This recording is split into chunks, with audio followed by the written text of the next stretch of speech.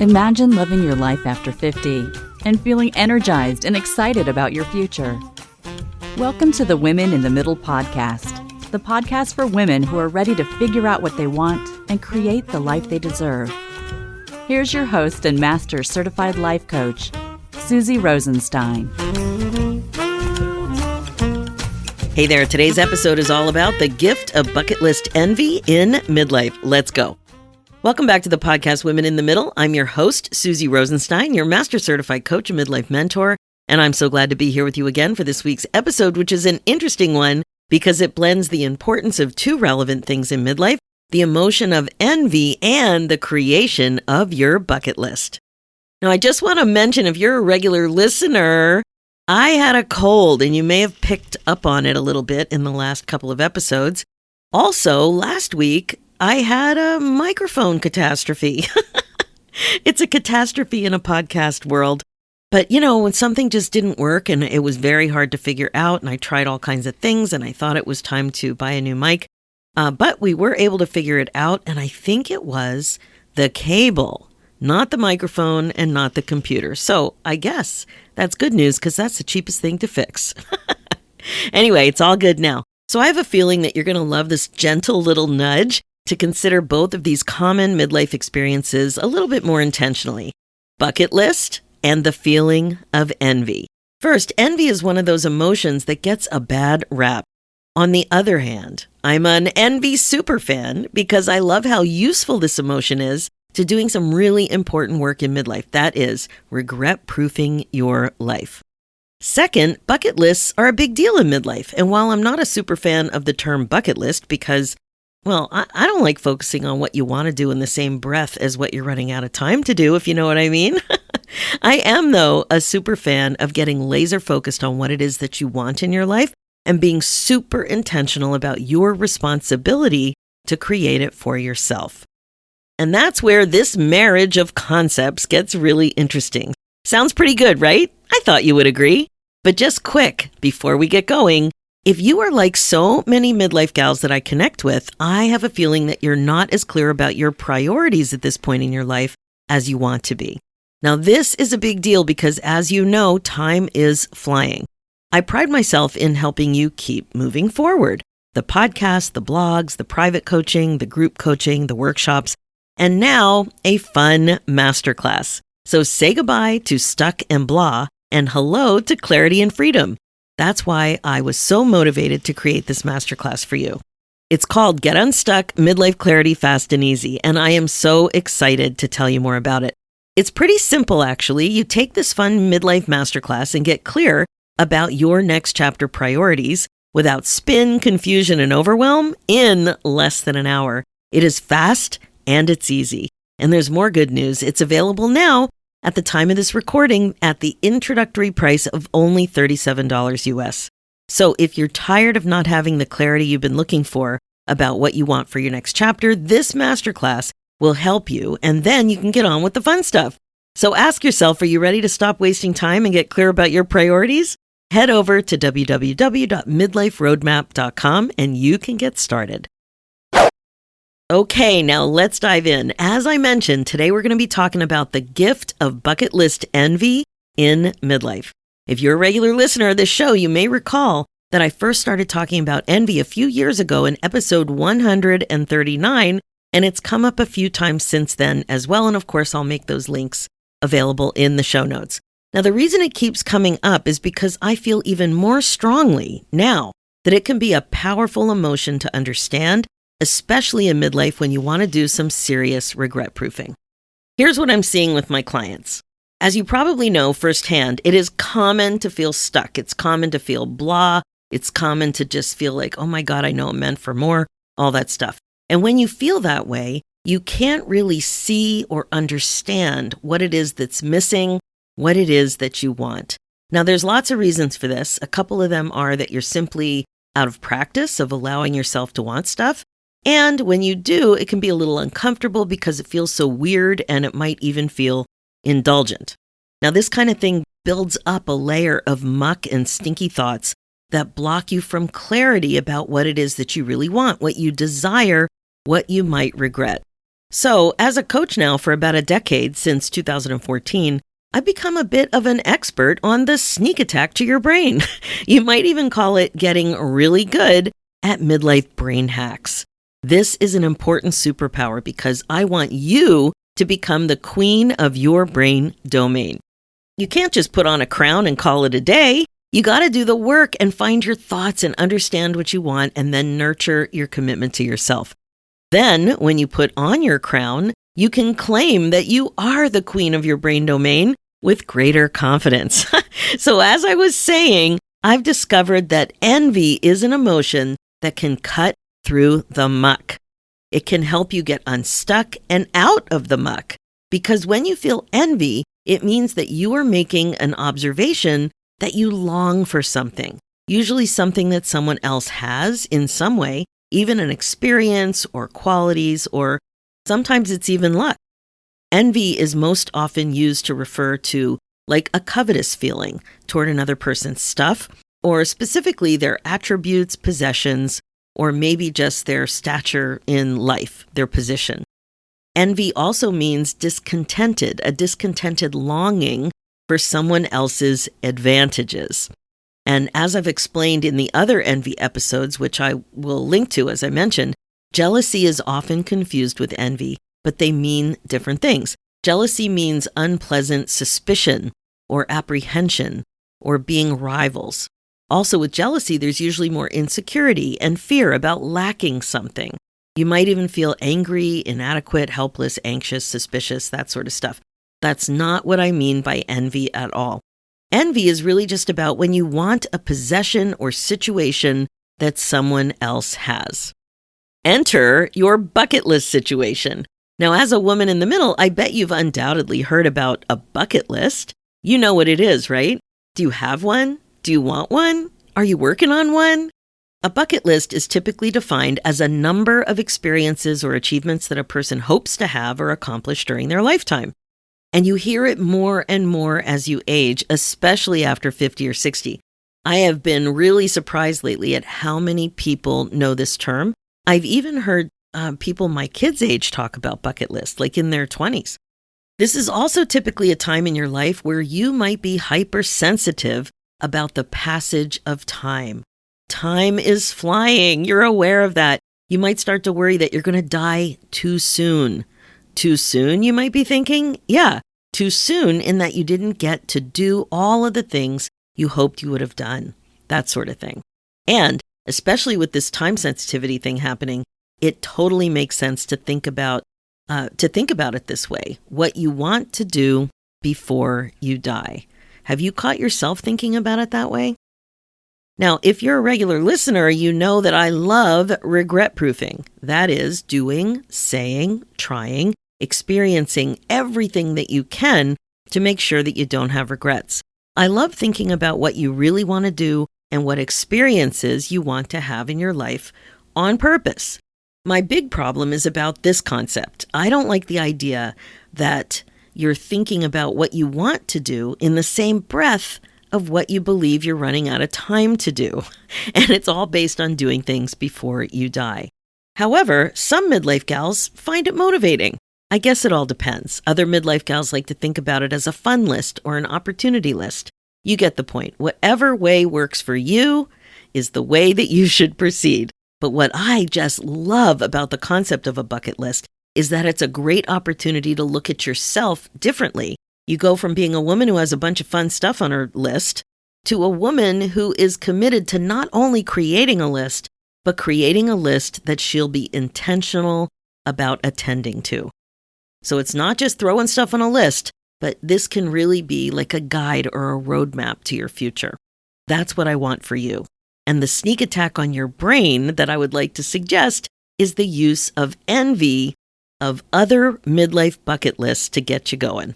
Yes, ma'am, I am suggesting that you use the feeling of envy to help yourself understand what it is that you want on your bucket list so that you don't have regrets. And the reason is that you can use envy for awareness about what you really, really, really want. And why might this be important, you might be asking? Because amazing women like you often have trouble with knowing and dreaming about what you really want. I hear this all the time in the Women in the Middle Academy.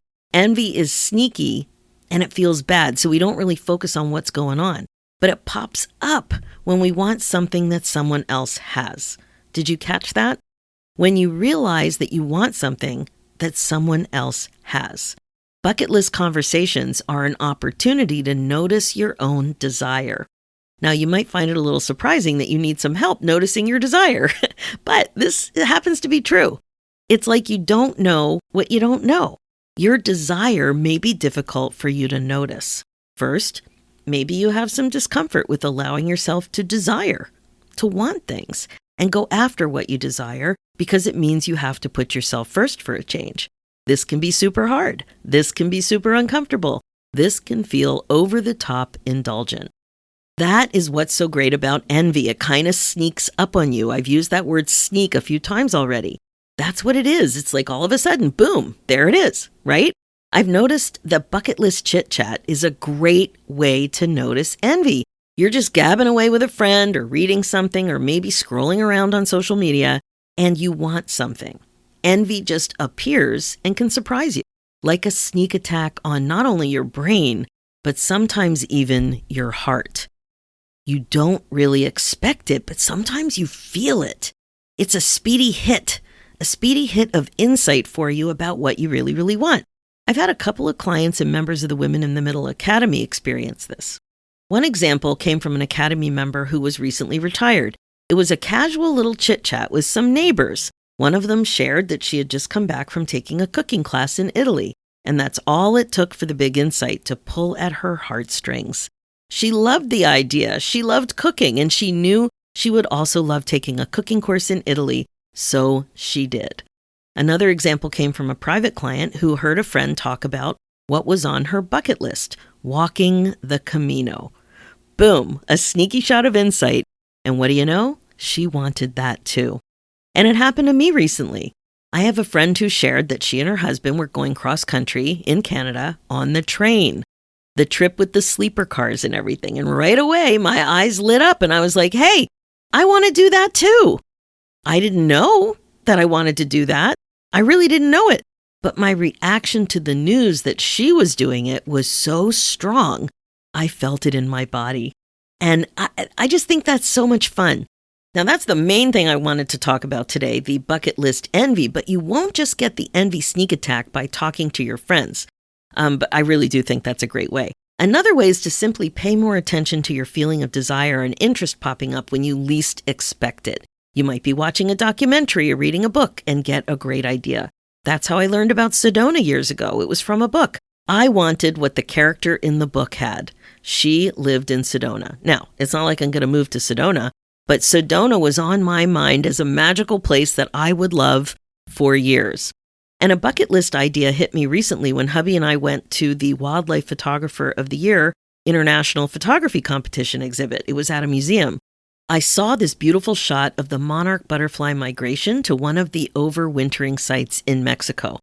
As I'm looking at this photograph, I noticed that I wanted to see it in person. And because I've been trying to notice more things that I want lately, I caught the thought and the feeling. Again, the feeling for me was excitement and kind of energetic, like a little tingly. The next thought was, hey, I could do that. And I remembered a few people who told me that they have seen it themselves in person. Boom, I felt envy. And now it's on my list. Okay, there's one other thing I wanted to share. I want to say something else about your bucket list. Step one is just putting it on the list. Now, don't get bogged down. This is my advice. Don't get bogged down in the planning and figuring out how and when you're going to make it happen. This is like the concept I coached you on in episode 406, a what first, then how midlife clarity hack to get unstuck. My advice is to just get your highly desirable ideas gathered together and worry about how to make them happen another time. I really believe that the feeling of envy provides a unique opportunity into your internal window of desire, what you really want in your life, what you might regret if you didn't try to make it happen. So it's such a great time in life because people, are talking about bucket lists. People are talking about it. You'll hear it on TV shows. You'll hear it with younger people, you'll hear it with older people, and you'll start to hear it with your friends. Pay attention to your response. Remember, your thoughts create feelings. So when you're feeling envious, you're thinking something that creates that feeling for you. Your challenge now is to notice what you're thinking when you feel envy. Ask yourself, what can envy teach you? How is envy trying to help you? How is envy trying to support you in your regret-proofing efforts? The key here is twofold. First, create as many opportunities as you can to talk to others about what's on their bucket list and what cool things they've done. You might come up with some conversation starters. Ask about the best vacation they ever took, the most interesting wildlife experience they ever had, the best museum they've ever been to, the nicest beach they ever saw, the best class they ever took, the most interesting community experience they ever had, the best art class they ever took, the most amazing dining experience they had, the most beautiful yoga studio they ever went to, the best concert they ever heard. And whatever you want to know, ask. What's the most beautiful garden you ever saw?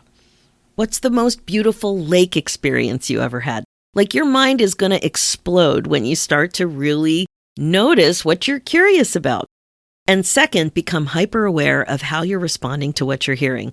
What's the most intriguing to you? What makes you lean in? Are you getting a tingle of excitement or a heart-based response yourself? What's happening with you?